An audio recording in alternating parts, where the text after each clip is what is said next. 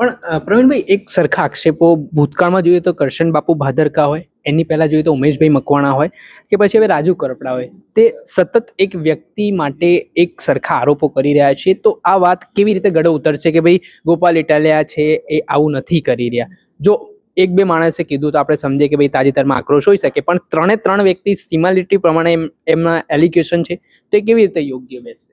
બધું તમામ લોકોની સ્ક્રિપ્ટ સરખી જ હોય, તમામ લોકોની સ્ક્રિપ્ટ સરખી જ હોય તો સમજી લેવું કે ક્યાંકથી આખું નિયંત્રણ ક્યાંકથી બીજી જગ્યાએથી થઈ રહ્યું છે. કારણ કે સરખે સરખું તો ન જ હોય ને, સ્ક્રિપ્ટ આખી સરખે સરખી જ થોડી હોય. કોઈકને એવું થોડું હોય કે કોઈકને મારાથી નારાજગી હોય, કોઈકને બીજાથી નારાજગી હોય, પણ સ્ક્રિપ્ટ સરખે સરખી જ બંધ બેસતી જ આવતી હોય. તો એનો મતલબ એ છે કે સ્ક્રિપ્ટ કોઈ એક જગ્યાએથી ઘડાઈ રહી છે અને સેમ સ્ક્રિપ્ટ આવી રહી છે.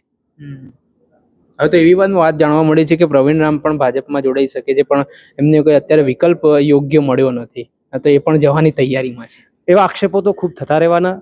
ભાજપમાં જવાના, કોંગ્રેસમાં જવાના, આ જવાના, તે જવાના, આવા બધા આક્ષેપો તો થતા રહેવાના. અને આ તો પોલિટિકલી ગેમ છે કે આવા આક્ષેપો કરીને અંદરો અંદર પાર્ટીની અંદર એકબીજા સાથે મતભેદ ઉભા કરો, એકબીજા અવિશ્વાસ કરતા થાય અને લોકોની અંદર પાર્ટી પ્રત્યે અવિશ્વાસ ઉભો થાય. આ તો પોલિટિકલ ગેમ છે. એ ગેમની અંદર અમે ફસાયા નથી. 108 દિવસની જેલ કાપીને આવ્યા છે, તાકાતથી કાપીને આવ્યા છે, કોઈનાથી ડર્યા વિના કાપીને આવ્યા છે અને ઘણી બધી યાતનાઓ વેઠીને આવ્યા છે.